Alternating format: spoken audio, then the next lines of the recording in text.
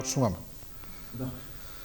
Да, се враќаме во студиото. Како што најавивме, тука е универзитетскиот професор Константин Димитров. Професоре, добро дојдовте во студио 10.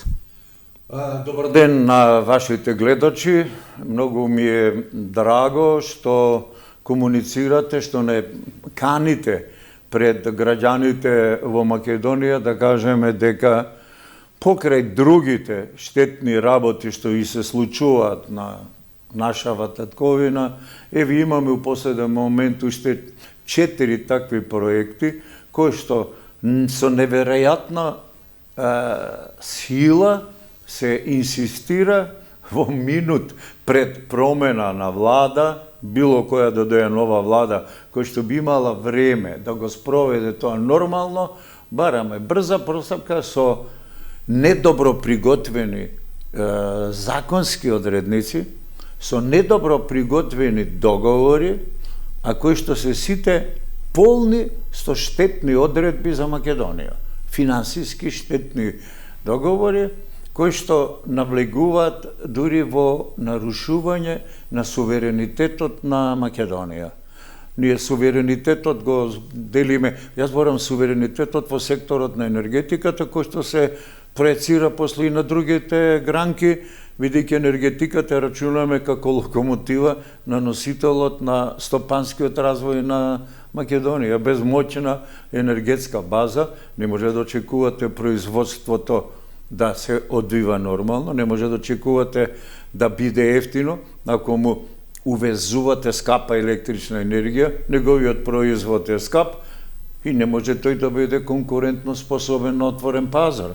Еве гледате, енергетиката се рефлектира. Ако го реков суверенитет, за да разберат тие што не следат, не се сите упатени во тоа, има два елемента, свикаат она по закон и на вистина. Латински де јуре, де факто. Точно е, во Македонија се градат тие постројки, значи де јуре суверени сме. Ама де факто, вистински не е. Тие на наша територија градат постројки и добиваат, да не кажам, екстериторијалност, они си имаат право да управуваат со постројките како ништо им одговара. А нас не принудуваат, тоест ние сами прифаќаме, подпишуваме договор, значи сами се убиваме, дека мораме да откупиме се они што ќе произведат. Внимавајте, велам, мораме да откупиме се они што е планирано по проект да произведат. А ако не можеме да го потрошиме, или не ни треба, не, па ќе го платиш. Да, добро, пред да ќе се вратиме на ова, се разбира, тоа е суштината, но еве малку да објасниме за гледачите, вие кажавте се буткаат проекти, значи зборуваме за оној кој е најмногу дебатиран, ајде да речеме најконтроверзен, тоа е на грчки Митилинеос за когенеративна гасна постројка во Скопје. Имаме изградба на соларни електрични централи АМ Греен ТЦХ, Пекчево и Стипион. Тоа се проекти кои се влезени во собранието. Почната е постапката за гласање. Кога зборуваме за Митилинеос, еве да ги подсетиме гледачите, значи се работи за инвестиција од 290 милиони евра, од кои државата треба да даде 50 милиони евра како директна помош, без да ги пара тие пари назад. Државата има обврски да формира нова индустријска зона во Газибаба. Произведената електрична и топлинска енергија да ја купува ЕСМ од инвеститорот, по кои цени не е познато, и при откупот нема да се преминуваат закони и прописи кои ги уредуваат јавните набавки. Ова е онака генерално. Да. Тоа е од прилика и она што за експертите е спорно во проектот. Видите, многу е добро за вашите гледачи да се каже едното. На Македонија и требаат енергетски постројки. Ние не велиме да не се гради, само велиме не собственик на тоа да биде некој друг.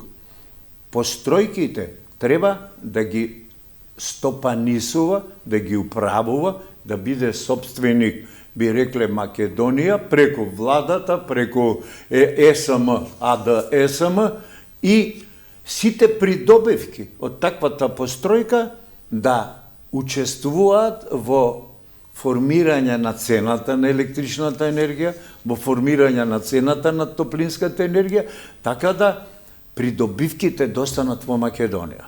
Никој нема да инвестира во Македонија, затоа што не сака, особено Грци, велико било друг, него заради профит. Нека биде јасно, чист профит.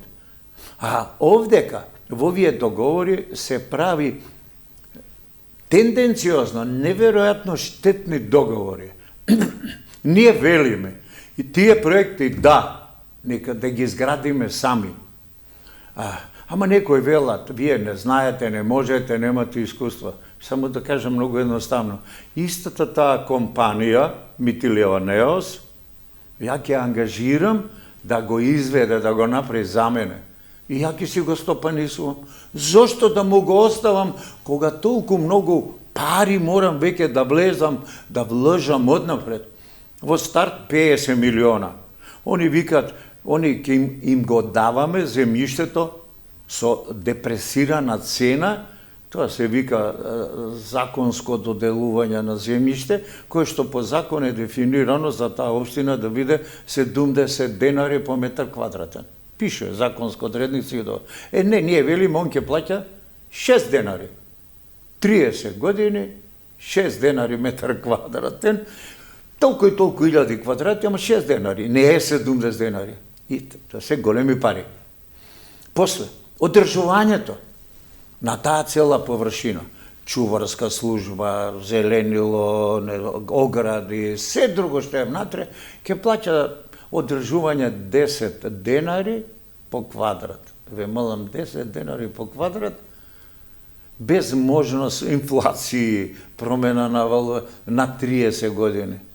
А покрај се друго, обврска е до границата, кај што тој ќе биде, кај што нема да важат нашите закони, него тоа му е, ја го викам дури екстериторијалност, како да е амбасада, и го донесуваме.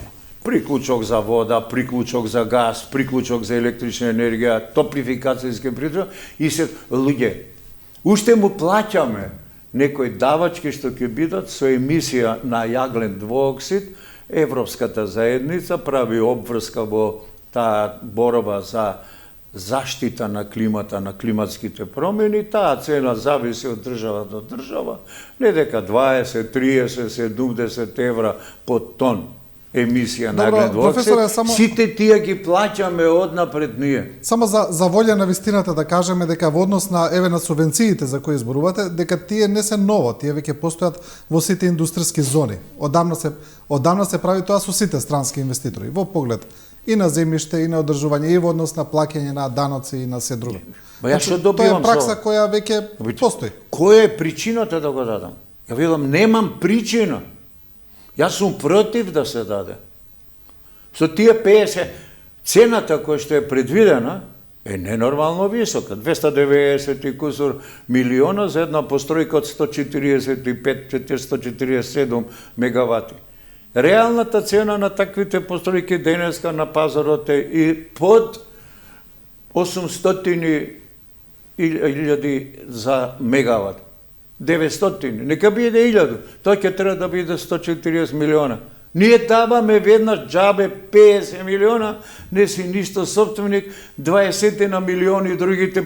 Ние ја плаќаме однапред постројката да почне да работи и 30 години обврска да откупуваме електрична енергија со цена што е повисока од цена на берза. Ако не ја превземе, немаме потреба. Мораме да ја платиме количината. Не знам дали ви е јасно. Јасно ми е, бидејќи ова, правам една паралела, ова ми е мене многу слично како договорот со ОКТА, например, што е направен. Истата обврска беше, да откупуваме годишни количества на нафта од ОКТА без разлика, те требаат, не ти требаат и така понатаму. Ама плаќаш, вика, празно за полно. Таму вика 270 гигавати мораш да купиш. А ние годишно трошиме. Не можеш да превземеш таа енергија од даден момент, не може, бидејќи имаш и собствено производство. А уште тука да ги додадеме и сончевите колектори, си тоа ту пакет, уште трите сончеви паркови. Дали знаете дека, еве само да кажеме, кој е тоа производство? Македонија троши недека на час, ако погледнатам, околу 400 единици, да кажам, 400 мегават сати. Веќе имаме ние од тие 70% сами ги произведуваме, во определени моменти купуваме 30% да надополниме колку што е потрошувачката. Заради недобрата кондиција на рек Битола, заради неповолни хидролошки состојби. Но да биде јасно, еве се ќе кажам на колку бројки. Ни треба 400. Ние имаме капацитет 2000, ама еве не можеме да произведеме 400, да не навлегуваме како и зошто е. Веќе се вградени 600 мегавати, јавно е кажано, регулаторна комисија, претходниот премиер Ковач и кажа, па ние имаме 600 мегавати инсталирано сончеви колектори кои што е еднакво на капацитетот на рек Битола. 600. И нашите, а трошиме 400. Оп. Ама не сега. Ние со овие новиве 4 проекта, ние одеднашка постојаме 740 нови мегавати. 600 вградени, уште 740, а ни треба само 400. Која стратегија, која логика, кој разум, кое знаење? Ајде да кажам што се случува. 600 мегавати сончеви колектори изградени, ја продаваат електричната енергија на пазарот. Основен купувач е нашето електростопанство. Ако се вградат оние 600 што се предвидени со стратегиски партнери, има една клаузула, страшна одредба. Мора да се откупи прво таа електрична енергија со цената што е однапред договорена. 54 или 57 евра мегават сат. Ме разбирате? Мора прво таа. Одиш на пазар, сакам да купам патлиџани. Колку се патлиџани? Па 100 денари кило. Ама јас сакам од оние да купам се 70. Не, прво вие да се потрошат од 100 денари.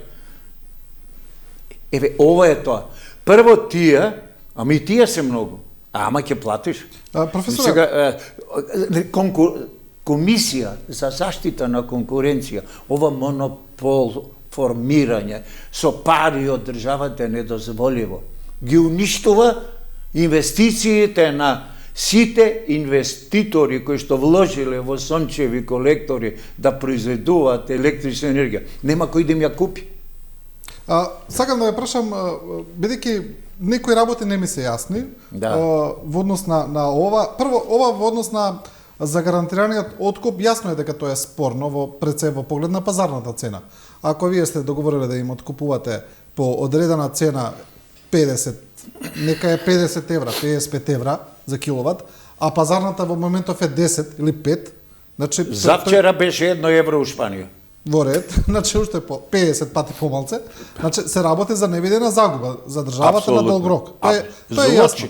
Злочин кон народот. Да. Он го плаќа, не плаќа владата. Да, затоа направив паралела и со ОКТА сличен договор, со мазото, да.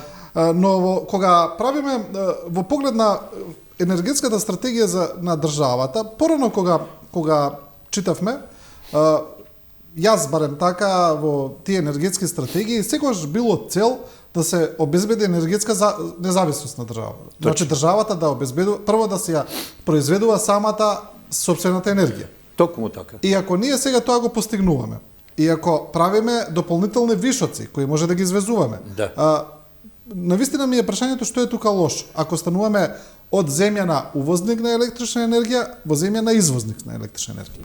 Веројатно не се разбира тука главната поента. Ние не го произведуваме. На наша територија Македонија се вградуваат туѓи постројки. Јас ја купувам таа енергија по иста цена како да купам на берза. Дали сум ја купил од Бугарија, од Шпанија, од негде? Исто ми е, разликата е само во таксата за пренос која е негде 6% во однос на цената. Ме разбирате? Добро, а за сончевите колектори? Па, исто е. Они ти ја продаваат, он ја продава, треба да ја продаде на берза. И таму имаме обврска, немаме обврска да ја откупиме таа, за сончевите колектори зборувам. Обврска имаме да им ја откупиме. И таму имаме обврска. Па тоа е. Страшно е. Обврска да ја плаќаш, а не мораш. Неговото производство сме врзани со приоритет да му го купиме. Треба да ги затворам наши велам, он има 600 мегавати, мене ми треба 400. Ама ја во тие 400 имам има тука влегува еден дел хидроенергија наша. Таа хидроенергија не е целата со акумулација, па деме ќе ја запрам, па ќе пуштам кој ќе треба. Она е проточна. Вие можете тиквеш, мора да тече вода за црна. Ние во Шпиле собираме вода од Црндрим, ама една определена количина мора да протече кон Албанија, во централата. Не можете глобочица таму да колку што тече вода прави струја. Таа струја, кај ќе, таа е да кажеме дури без пари. И гледате, он те принудува да му платиш за нешто што не можеш да го прави. Ќе го продадам. Кому ќе го продадеш сончева енергија од 11 до 1 сат, максимално производство кој ќе биде 3 пати повеќе од нашата побарување. Во истиот момент сончева енергија Грција има 3 пати повеќе од нас.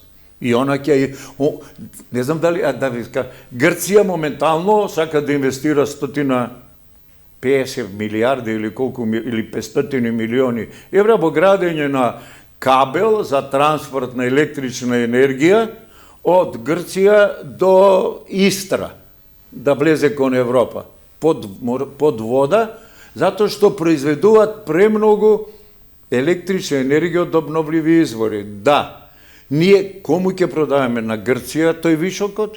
Или на Бугарија, или на Румунија? Да. Видите, добро е тоа, ама треба да имаш капацитети кога тој ќе престане да произведува, со што да произведеш базна енергија. Ние немаме базна енергија. Тука влегуваат когенеративните постројки, како што ја велите, или ја велиме Митилинеос. Ама наши, Митилинеос кој ќе влезе не е наш, туѓ. Од него купувам принудна електрична енергија. Ке се вратиме на Митилинеос, се разбира, тоа не е главна тема на разговорот. Уште ова сакам да ја прашам во поглед на сончевите колектори. Дел од експертите укажуваа на овој проблем за кој што вие зборувате, дека во однос на стратегијата за сончеви колектори ние ќе имаме премногу производство на дневна електрична енергија во одреден временски период кога сите ќе имаат, и ќе биде многу ефтина и прашање е дали ќе се исплати да се продаде. Но тие велат дека затоа треба производителите да инвестираат во батерии и да ја складираат таа енергија. Дали е тоа исплатлива стратегија? Веројатно ја веќе имам тоа еднаш како зборувано и кога го дефиниравме нашето противење за Чебрен да биде истостранска инвестиција, јавно-приватно партнерство, рековме Чебрен е стратегиски проект кој што мора паралелно да се гради со изградбата на сончевите колектори. Кога ќе имаме вишок сончева енергија, а ќе имаме, евидентно е, тогаш таа енергија ќе пумпа вода на повисоко ниво, создаваме потенцијална енергија, и тогаш кога веќе немаме сонце, а знаете, потрошувачката знатно се покачува, видливо е тоа, после 5 часот, и негде до 11 часот има еден висок тренд кој ще барем 50% повисок отколку во дневниот период меѓу 11 и 14 часот. Од 11 до 14 имаме максимално производство на енергија од сончевите колектори, ќе нема кој да ги превземе. Кога нас ни треба, после тоа немаме акумулатори. Ние зборуваме, секој што сака да инвестира 40% во акумулатори. Тогаш нема да се јават баш да инвестират, ќе им се покачи инвестицијата, нема да кажат, да грабнат пари на лесен начин, чисто плячка на овие услови што им се дадени, му даваш на 30 години земјиште, да не кажам скоро без пари. Енергијата му зимаш обврска да откупиш со 54 евра, ајде куриозитете, повеќе пати има појавено на Хупекс берза. Европска цената е негативна. Плаќаат за да ја превземеш, да не мора да запре некои своји постројки кои што ги има во базната енергија. Затоа што кога во тој ден, дури целосно да користиме сончева енергија. Ние мораме да ги држиме во топла состојба рек Битола барем 2 блока. Затоа што за пола сат, за 1 сат или за 15 минути снемува сонце, има удар на мрежата. Во тој момент сме принудени по скапи пари да купуваме балансирачка енергија од Европа. Тука се тие високи цени на цената на електрична енергија. Во тие преодни моменти кога не можеш ти у секунда да мораш од мрежата да повлечеш и ја плаќаш двојно или тройно поскапо наместо 100-120 евра колку што е базната енергија. Одеднаш ние си го нарушуваме системот, овие што инвестират сите овие 4 постројки не размислуваат за Митилинеос проектот, да, он нон-стоп сака да работи со полна капацитет, за да се ги земе парите, да ни земе. Он и да не работи, ние него му ги плаќаме. 570. Ете, тоа е страшно. Да, ќе продолжиме со енергетската стратегија, сега се враќаме на Митилинеос. Ајде да ги видиме сега и аргументите на владата. Па, еве, например, Марко Беслимовски од регулаторната комисија вели вака: ако можела државата и до сега ќе изградила ваков капацитет, се плашам од корупција ако државата реши да гради во енергетика. Приватниот сектор повеќе се грижи за парите од државата. Значи, ова е еден од аргументите кои ги употребува владата и владините представници, дека државата не е добар стопан, нели у наводници, на јавните ресурси и дека е подобро тоа секогаш да го прави приватен инвеститор. Ја само ќе поставам контрапрашање, вие да ми одговорите. Господинот не е тука.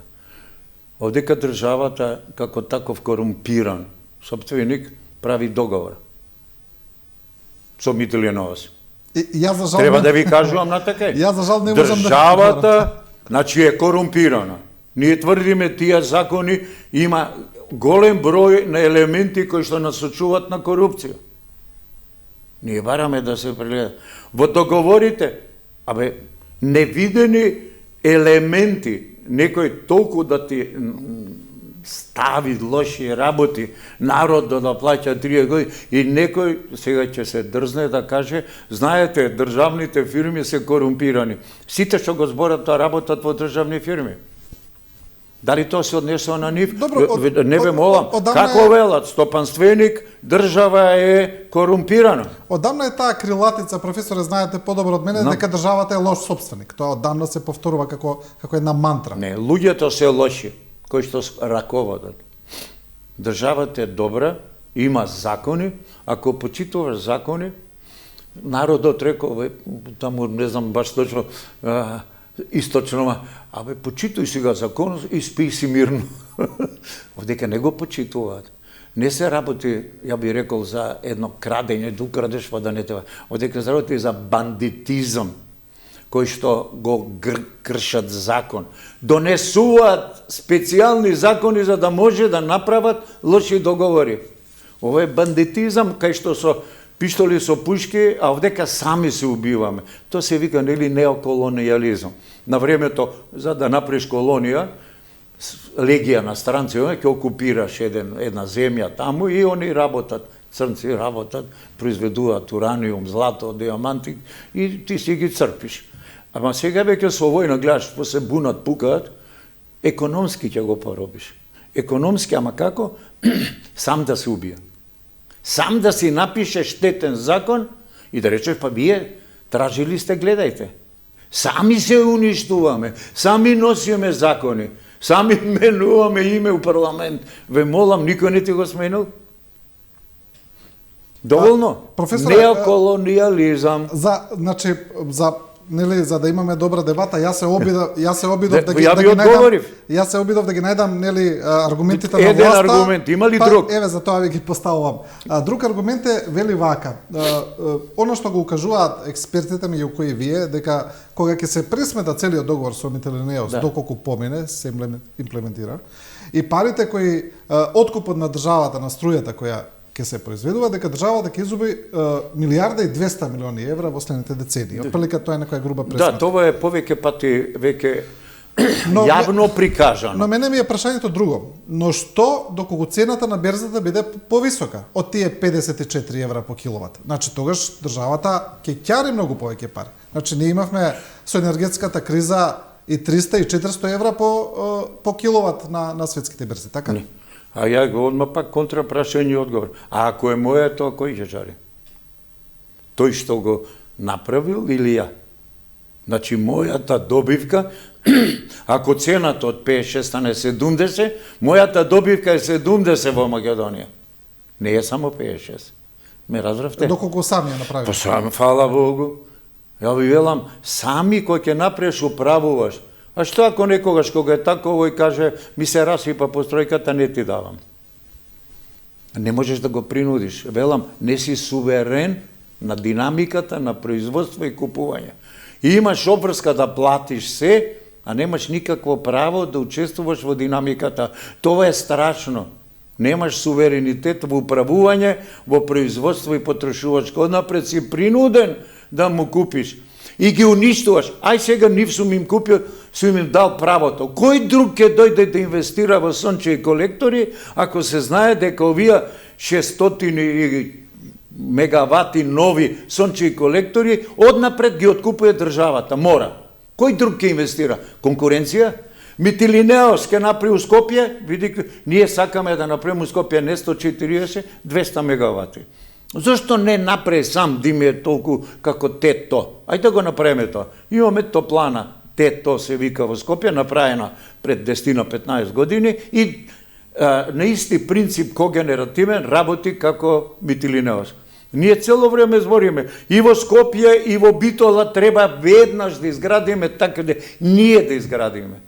И да ви кажам што се придобивките за разлика од Митилинеос.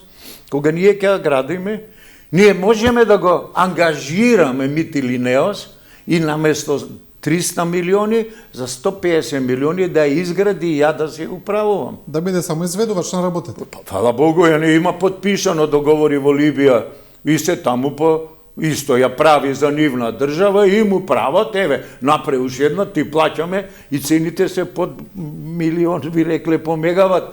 Ја не велам дека мора, што велат професорите на со лопати, добре, нашиот продукт треба да знаат се нашите колеги инженерите.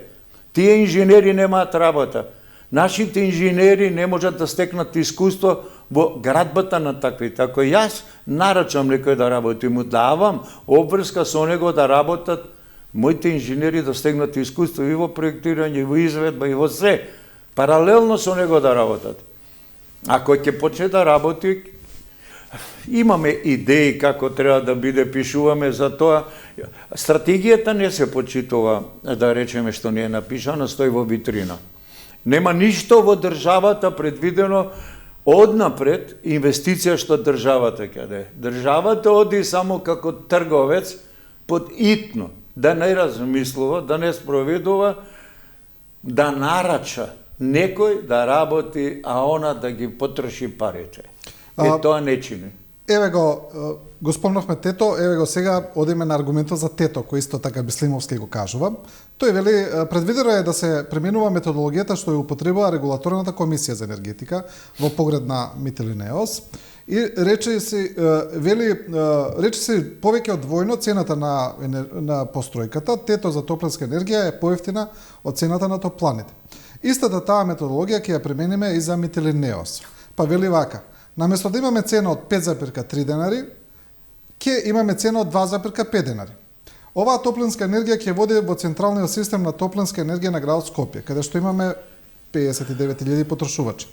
Апсолутно не е вистина дека топлинската енергија ќе оди само во дел во Железара, во Автокоманда и во Маџари, вели Бислимовски. Значи, ова е аргументот во поглед на користењето на топлинската енергија. Добро, јас сега контраргументот тоа. Во одлуката на регулаторна комисија за тие формирање на 5 нешто денари, зборувам за делот производство на топлинска енергија. Таму има, како во договорите, нешто што со многу бројки, а има и со мали букви напишано. И сега ќе ви го кажам тоа. Ѓаволот е во деталите, не? Во деталите. Велиме, овие 5 денари се пресметани со цена на или предпоставена беше тоа уште лани нели ја правеа таа цената, од негдека 87 евра по мегават сат за природен газ. Цената е 30 евра мегават сат на гасот подолго време. Молчат за тоа регулаторна комисија која што треба да ги штити интересите на граѓаните. Сега веќе се осмелија пред избори, знаете, ќе намалиме за општествените, тоа се градинки, школи, болници, ама има таму уште една финеса. Целата цена, вкупната потрошувачка, можам јас и јавно да ја објавам таа претнога, таа е јавна, секој може да ја види, толку кубици газ, по цена 87, толку милиони, поделено 5, толку денари е регулирана цена за топлинска енергија. И има една реченица. И купуваме од таа енергија 30% е купена од Тето Скопје. Не кажуваат со која цена. Ама ја кажа новиот директор за развој, господинот Виктор Андонов, кажа дека таа цена е точно 41% од регулираната цена. Значи, разбирате, ја плаќаме ние граѓаните целата цена, по цена од 87, ама 30% е поевтина, купена е со цена од 40%. Прашањето му е, дими толку можат. Тето Скопје има знатно поголем капацитет отколку што се предвидува Митилинеос. Митилинеос викат меѓу 90-95 мегавати топлинска енергија. Тето Скопје има 160. Они користат само 30. Која е причината? Зошто? Зошто де? Не знам. Нигдека јавно не е кажано во таа одлука колку енергија земале од Тето Скопје и со која цена и колку влијае на ценава. Ние, АД, ЕСМ, топлификација, му плаќаме како да потрошил само природен газ, а 30% со цена 40%, 47%, може да се пресмета, јавно е кажана цената, кој господинот Виктор Андоновски на јавно има кажано, го имам снимено тоа како доказ, ја купуваат, значи, со цена која ще е само 41% од регулирана. И сега на народот му продаваат пувки, ќе биде 40% само од регулирана цена. И сега ја купуваат со 40% поевтина, не го признаваат и не го внесуваат во цената на топлинската енергија. Си ја плаќаме. Предпоставувам, разликата останува за да се покријат трошоците на ЕСМ топлификација. Зошто не користат 100% таа топлинска енергија во овој дел? Мојата информација беше дека има само една цевка, треба две. Дали ја направили втората цевка да може таа енергија да дојде до Топлана Запад? Не, граѓаните може не знаат што зборувам ја. Топлана Исток се наоѓа на левиот брег од Вардар, Топлана Запад е овде во Карпош на овој дел. Најголемиот дел од потрошувачката е во овој дел и веројатно малку конекциите не се баш предвидени да може да премине 160 мега, а и не треба толку. Ако видите потрошувачката, што е на топлинска енергија за претходната година 23-та, таа е знатно помала од колку што мораме да му платиме на Митилинеос за топлинска енергија 275 гигават сати. Знатно помала. Значи... Ние ќе мораме да му платиме, макар да Скопје не му треба. Ке речат од кај знаеш. Не знам, читам во одлуката за формирање на цена дека толку е платено за топлинска енергија, а да ЕСМ топлификација. Добро, професоре, ако еве вака како што ни образложивте еве контра сите овие аргументи кои кажува владата, тогаш ако е проектот Митилинеос спротивен на сите научни аргументи во поглед на енергетската стратегија, на потребите на државата, на финансиите, на економската логика, тогаш зошто толку упорно се бутка? Кој е вашето објаснување? И ја викам зошто. Видите, овие договори некои од нив се прифатени, им даден е статус стратешки партнери, некои се пред 2 години, а последниот е пред година, 23-та година. година дена да чекам и да го дадам 5 минути пред избор на нова влада. Дали, викаме народот, дали нешто смрди или нешто корне? 5 минути пред тоа. Итна постапка. Да немаш, колку нечина договорите, толку еклатантен пример имате на седница на влада. Велиме, ги повлекувам законските одредби за да ги доработиме. Во истиот ден, нова одлука на влада, ние ги поправивме договорите, ги враќаме назад во парламент на гласање. Сакате повеќе? Народот рекол брза кучка, слепи кучиња раѓа, недоквакани се. Не се добри, лоши се. Свесни се дека се лоши. Само не се плашат од законски одредби. Сметат дека се заштитени, како бела мечка, дека закон не ги фаќа. Да. Тоа е... Не можам поинако да си објаснам. Ако еден претходен премиер за што купил еден Мерцедес, ако се сеќавате, кој што уште функционира, не го зема со него, и кој што не колку беше 300.000 штета, го тужија, го судија, колку беше 5-6 години, дури господјата Гордана беше осудена, што не знам како беше со Мерцедесот, овдека имате милионски, милиарди се предвидуваат штети во рок од 30 години, цели генерации да плаќаат.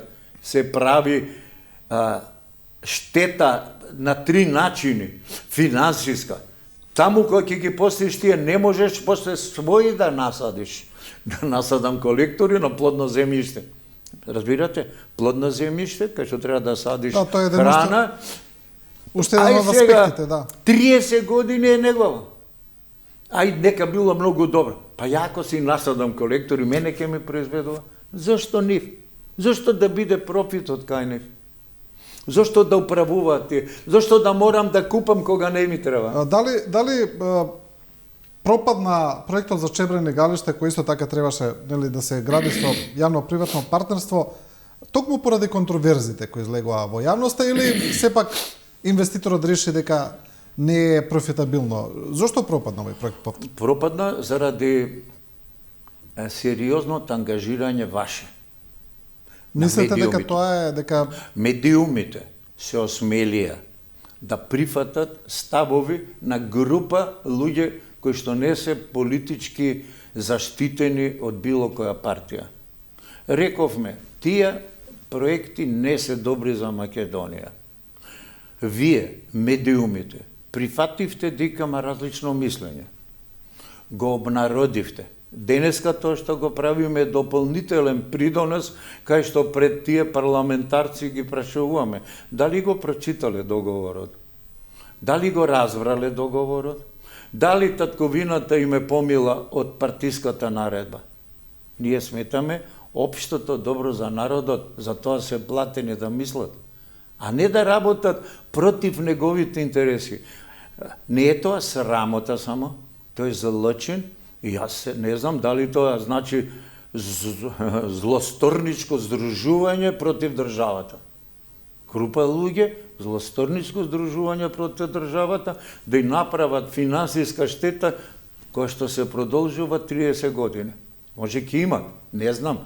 Но во светски рамки секогаш постои некаков, се вика, награда за лобирање, успех, success fee, се вика, награда за успешно потпишување договор. И само таму тоа влегува званично документите во цена. Овдека е вајда незванично цената е 140 милиони, ама викаме 300 милиони ќе биде. А мајката. Па добро, толку ли сме малоумни да сметат дека нема да се види каде е толку лошо, дека народот ова го гледа. Не знам дали велиме ќе ги казнат на избори. Ако го потпишат, направиле голема штета. Не можеш да го симнеш тој договор. После треба да дојдеш у Париз, у Брисел, да докажуваш дека е штетен, ќе те праша, ама си го потпишал. Кој ѓавол те терал да го потпишеш? Кој го прашал народот? Ние веќе имаме арбитражи кои државата Македонија скапо ги плати, последен Последна е таа за дел од рудниците. Имаме една многу сериозна сума која треба да ја плати државата. Нешто успеале нашиве не 100%, него 50% да платат. Нешто, да. Така ли беше, малку намалиле? Да. Претходно плаќавме за други проекти. Ајде вака за крај да ја закружиме оваа приказна. Она што уште посимплифицирано, ајде да речеме, нека биде оние што се за изградбата на овие проекти, па е претходно и за Чебрин и Галиште и за Мителинеос велат вака, ако државата не успела да ги изгради до сега, нели е подобро да се изгради било што отколку ништо? Ми се чини дека ставот на експертите на ваков начин подобре ништо. Не е точно. Само што тие влади што биле еве сега 6 години не се осмелија да влеат. Претходно се направи Света Петка, се направи Козјак, значи можеме, знаеме. Требало само намера. Кога требаше претходно беа, колку што се сеќам на пред да си оди 2016 беше, да, веќе беа 3 студии за когенеративните постројки. И се смени владата, рекоа за 6-7 години еве немаме ништо пипнато во енергетика. Во ништо немаме пипнато, да инаку ќе збориме што е направено. Според мене, јас се надевам дека итно ќе се почне и бараме, државата никогаш не влезуваше со душа да го направи тоа. Може немало знаење, интерес, ние го бараме како струка, бараме да се гради. Не заради нас, што ви рекле професорите. Нашиот производ, инженерите треба да работат тама. Нашиот производ, младите да не одат у странство, да останат тука. Дали не го направиле? Затоа што било таква некоја се провлекло, ама и правеле по нешто. Сега 7 години ништо не е направено. Ете тоа е. Дали ќе се направи после? Се надеваме. И тогаш беше влезено у програмите. Ако да се вратиме заев, рече, ќе го градиме, сами со 200 милиони чевра. И ние се израдувавме. Това е изјавата на заев. Видите, ама не го направија. Не зашто не можеме. Тие што го водат државата не се приготвени да влезат во сериозен проект на сите. Комодитетот им е помил, па сега вулгарно да кажам, може би и провизија, не знам, не сум видел, до сега знам само еден за провизија го затворија претходниот директор на електростопанство, господинот Пандев, нели со кинеските проекти. Значи има провизии, некој крваво се бори да ги земе. Ете тоа е. Добро, имаше за провизии, слушавме и за во бомбите за патот Кичев-Охрид, исто така, нели? Веројатно е тоа. Тоа го слушавме како разговор, нели? Никој не е досега фатен како овој. Овој го фатија со парите и овие веројатно не можат да ги... Што Бехтеленка нема провизија? Болници не се што ги затварат. Има зграда, вилама не работи. Така ли е некако? Не знам. Да знаеме, гледаме, што се правиме чукнати, будали, при здрав разум. Едино е само тоа, зошто не е направено, грешка е на влада. Владите нечино што биле. Раководителите за техничките прашања не сакале да инвестират, сакале да земат провизија. Професоре, како... Сакале да земат провизија, еве отворено. За што? За се. Професоре, во поглед на енергетската стратегија на државата, еве со тоа да ја заокружиме оваа на некој начин анализа, зборнавме за тоа пред малку што сакаме да постигнеме. Сега јас вака би ве прашал. Имаме една ситуација каде што знаеме дека според препораките на Европската унија рек Битола требаше да се затвори. 2027-та мислам дека беше рок, но тоа сега е веќе невозможно. Може да се одложи. Но знаеме дека во меѓувреме поради војната во Украина и во самата Европска унија почна да се реотвараат централите на јаглен. Добро, тоа е веќе друга ситуација, една вонредна, ајде да речеме. Сега зборуваме онака што е предвидено. Зборуваме за транзиција кон обновливи извори на државата, полека. Што е тога, што треба да биде енергетската стратегија за државата на долг рок? Сега зборуваме. И дали еве уште ова како додатен елемент, дали целосно треба да го исклучиме приватниот фактор, приватните инвестиции во оваа стратегија? Никој не е против тоа. Ама под равноправни услови. Разберете, под равноправни услови кој сака нека дојде да инвестира, а не под привилегирани со кои што ги елиминираш сите други. Овдека, овие 4 проекта, ја убиваш конкуренцијата. На сите им даваш толку привилеги да другите веќе немат простор кај да влезат. Ај сега веќе ако ме прашавте за стратегијата, итно што треба, сончеви колектори. По мене погрешно е изградба на големите паркови. Во светски рамки сите го користат тоа да се користи такви површини кои што се неатрактивни или неподобни, кои што се погодни за садење житници, растенија, овошки, било што. Но што прави? Пример на Полска. Од огромна количина производство на сончева енергија, 70% од така наречени просјумери. Просјумер е продюсер-консјумер. Производство и производител, потрошувач. Во Македонија толку покриви има кои се државата не им дава шанса, тоест не ги стимулира да се изградат. Ете тука ќе се привлече капитал кој ќе биде 50%, дајте секој колку може да постави на својот покрив, дај му 50% субвенции, како вдека 50 милиона ги даваш онака гратис и уште не знам. И што ќе се случи?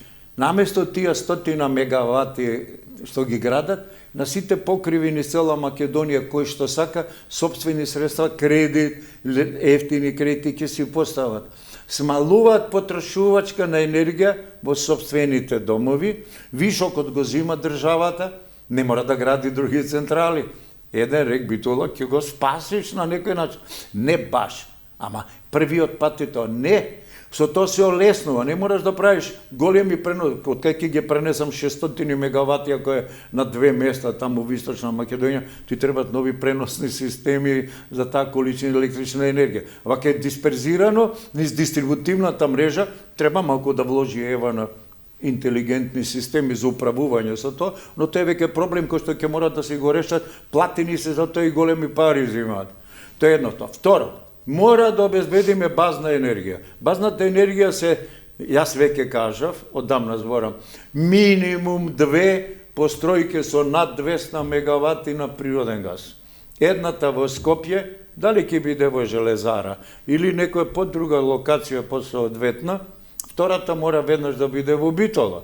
Во Битола имаме проект од рек Битола на јаглен кој што ќе работи, ќе се отвори, има јагленови наоѓалишта. За една година ќе го отворат таму живојно, ќе работат дури 2 блока. Ба еден блок ќе работи барем у континуитет со јаглен што му да, а не овој што се увезува, што ги уништува котлите на месец дена да ги чистат цевки, да заменуваат, да не зборам што се прави таму. Значи 2 постројки по 200 во Битола. Топлификацијата ќе проработи, смалено загадување на градот Битола.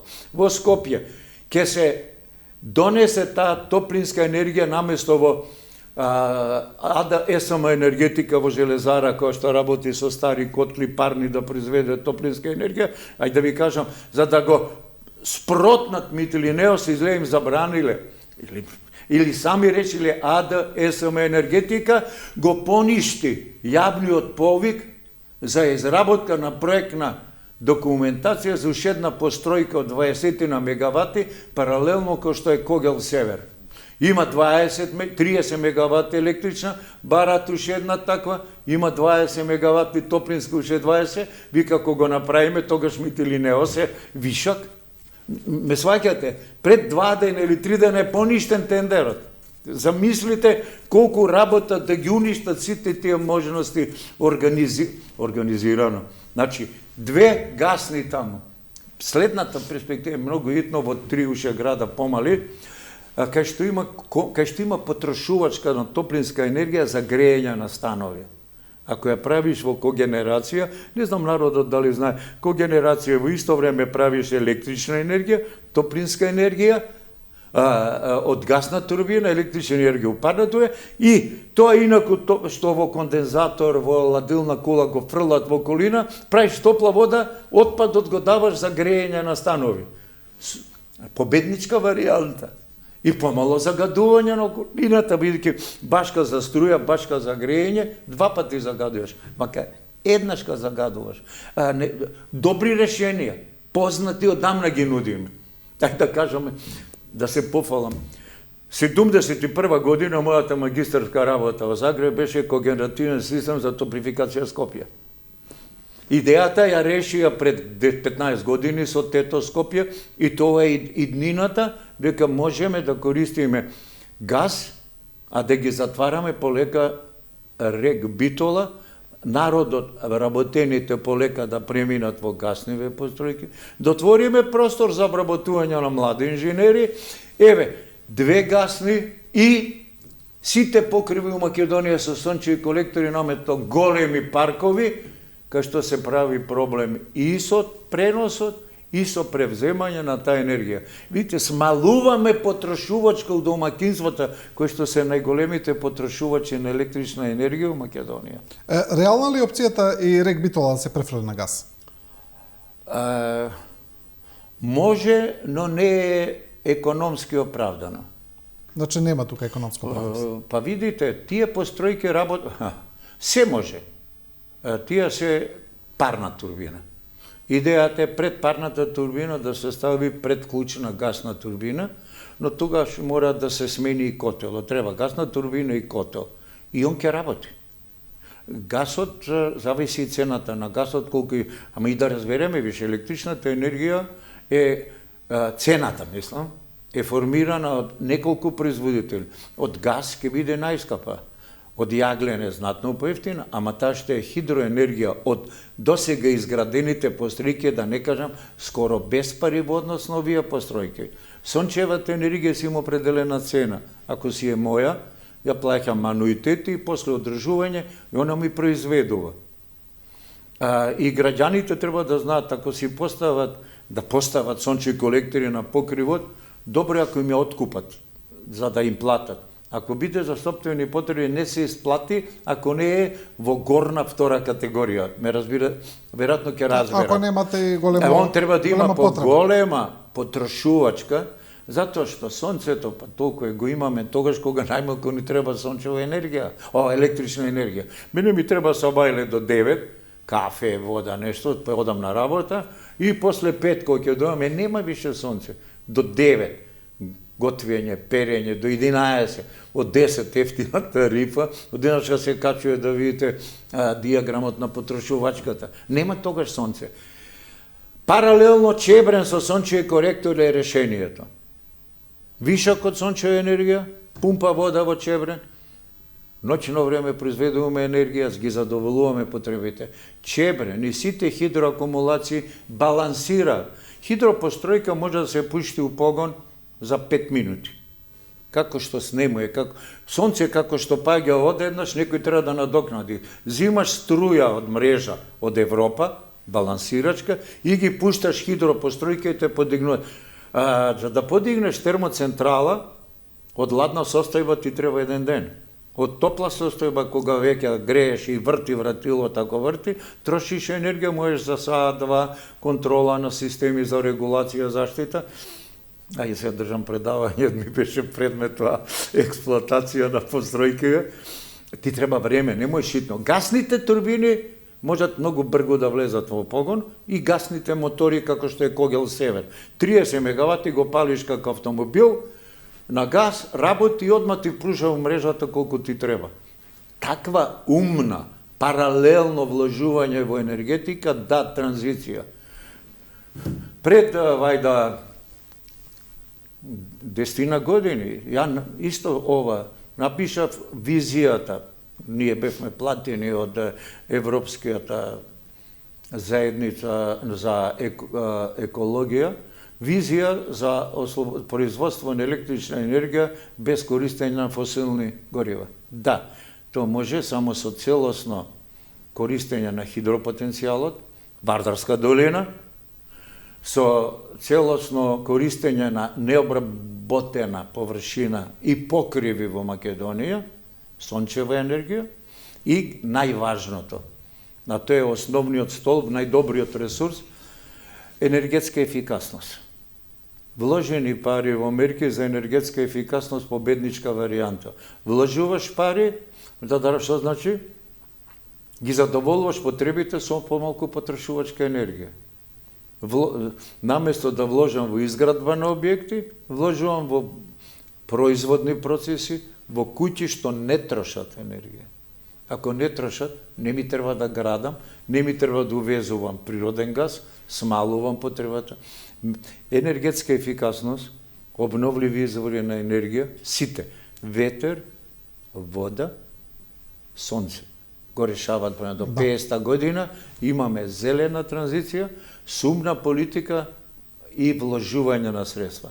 Без да и сето тоа можеме сами да го направиме, за добро на сите што живеат овде, да направиме, би рекле, пристојно место за живење, за народот да не вика што очекуваш, порано викаме очекувам да биде подобро, народот денеска вика очекувам да не биде полошо. Гледате во какво сме донедени состојба, убиена ни е иницијативата, енергичноста. Сомелено си напово семе. Професоре, барем кај вас не гледаме намалена енергија, тоа е добро и се надевам дека барем дел од ова што го кажавте, некој ќе слушне, па нешто ќе примени. Јас мислам дека е слушното. Само е прашање кој ќе се нафати да го спроведе. Не е едноставно. Работа треба. Да. Не е само да седнеш у кафана да подпишеш, да се гушкаш со пенкало да решаш проблем. Бога ми треба да засукаш ракави, раците да ти се оцрнат од работа. Ние сме имале таа привилегија по стариот да учествуваме на некој начин во изградбата на нашите енергетски објекти. Се прави, не сакаме нешто што можеме да пренесеме на помладата генерација да се прекине таа верига на пренос на знаење. Да. Това го чекаме од владата на Македонија. Да ни дозволи да градиме во Македонија. Професоре, ви благодарам уште еднаш за ова интервју. Благодарам. Голема работа за ова лежи на вас, јавните медиуми. Јавна благодарност до сите телевизии и кај вас многу често доаѓам и до сите портали кои што ова го обнародуваат, дека се ова штетни проекти за Македонија на 30 години. Благодарам уште еднаш. Ова беше професорот Константин Димитров и со ова го завршуваме првиот дел. Продолжуваме со Александар Николовски, претседател на студентскиот парламент. Едно кратко интервју, па потоа продолжуваме со дебатниот дел.